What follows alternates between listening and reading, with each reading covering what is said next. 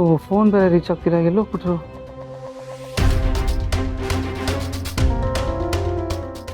ಏನಳಿ ಅಂದರೆ ಕತ್ಲಲ್ಲಿ ಕಳ್ಳರ ಥರ ಓಡಾಡ್ತಿದ್ದೀರಲ್ಲ, ಏನು ಸಮಾಚಾರ?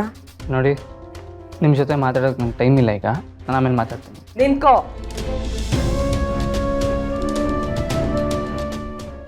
ಇಷ್ಟು ದಿನ ನೀನು ದೀಪಕ್ ಅಲ್ಲ ಬೇರೆ ಯಾರು ಅನ್ಕೊಂಡಿದ್ದೆ. ನಿನ್ನ ವಿಷಯ ತಿಳ್ಕೊಬೇಕು ಅಂತಾನೆ ಮುಂಬೈಗೆ ಹುಡುಗರನ್ನ ಕಳಿಸಿದ್ದೆ. ಆದರೆ ಇವಾಗ ಗೊತ್ತಾಯ್ತು ನೀನೇ ದೀಪಕ್ ಅಂತ. ನಾನು ಅವತ್ತಿಂದ ಅದನ್ನ ತಾನೇ ಹೇಳ್ತಾ ಇರೋದು. ನೀವು ಯಾರ ಹತ್ರ ಕೇಳಿದ್ರೇನು ಬಿಟ್ರೇನು, ನಾನೇ ದೀಪಕ್. ಹಾಗಿದ್ಮೇಲೆ ನೀನು ನಾನು ಹೇಳೋ ಕೆಲಸ ಮಾಡಬೇಕು, ಅದು ಬಿಟ್ಟು ನಿನ್ನಿಷ್ಟ ಬಂದಂಗೆ ಮನೇಲಿ ಇರೋದಲ್ಲ. ಎಲ್ಲ ವಿಷಯ ನಿನಗೆ ಗೊತ್ತಲ್ವಾ ದೀಪಕ್? ಸುಮ್ಮನೆ ನಾಟಕ ಆಡಬೇಡ.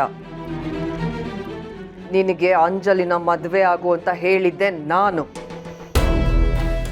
ನಿನ್ನನ್ನು ಅವಳ ಜೀವನಕ್ಕೆ ಬರೋ ಹಾಗೆ ಮಾಡಿದ್ದೆ ನಾನು. ನನ್ನ ಹತ್ರ ದುಡ್ಡು ತಗೊಂಡು ಅವಳನ್ನ ಪ್ರೀತಿಸಿ ಮದುವೆ ಆಗಿ ಮನೆಯಿಂದ ದೂರ ಕರ್ಕೊಂಡು ಹೋಗ್ತೀನಿ ಅಂತ ಹೇಳಿ ಈಗ ವಾಪಸ್ ಈ ಮನೆಗೆ ಬಂದಿದ್ಯಾ? ಹವಾ ಸತ್ಯ ಅಂತೂ ನಿಮ್ಮ ಬಾಯಿಂದಾನೆ ಆಚೆ ಬಂತಲ್ಲ.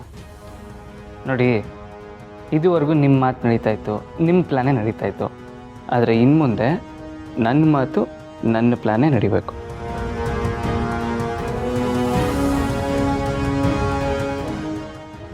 ಏಯ್, ನನ್ನ ಮುಂದೆ ನಿನ್ನ ಆಟಗಳನ್ನೆಲ್ಲ ತೋರಿಸ್ಬೇಡ.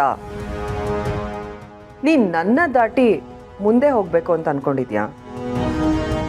ಅದಷ್ಟು ಸುಲಭ ಅಲ್ಲ ದೀಪಕ್.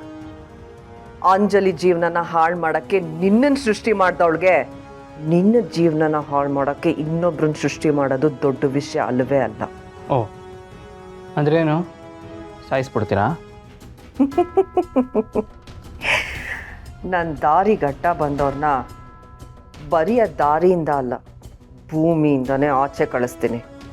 ಅಯ್ಯೋ, ತುಂಬ ಭಯ ಆಗ್ತಾ ಇದೆಯಪ್ಪ ನನಗೆ. ಅಲ್ಲ, ಅಷ್ಟು ಈಸಿಯಾಗಿ ನನ್ನ ಸಾಯಿಸೋಕ್ಕೆ ನಾನೇನು ಸಂತೆಲಿ ಸಿಗೋ ಗುರಿ ಅಂದ್ಕೊಂಡಿದ್ದೀರಾ?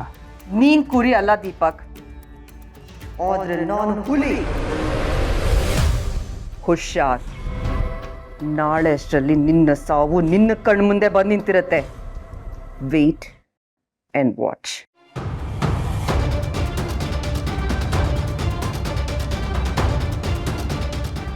ಒಂದು ಕಡೆ ಮೇಡಮ್ ಸಿಗ್ತಾ ಇಲ್ಲ, ಇನ್ನೊಂದು ಕಡೆ ನನ್ನ ಜೀವನ ತೆಗಿತೀನಿ ಅಂತಿದ್ದೇಳಿ ಇವಳು. ಅಯ್ಯೋ, ಈಗೇನು ಮಾಡೋದಪ್ಪ? ಹಾಂ, ನನಗಿರೋದು ಒಂದೇ ದಾರಿ. ಈಗಲಾದರೂ ಈ ಮನೆ ಯಜಮಾನ್ರಿಗೆ ಇರೋ ವಿಷಯನೆಲ್ಲ ಹೇಳ್ಬಿಡ್ಬೇಕು. ಹೇಳ್ತೀನಿ.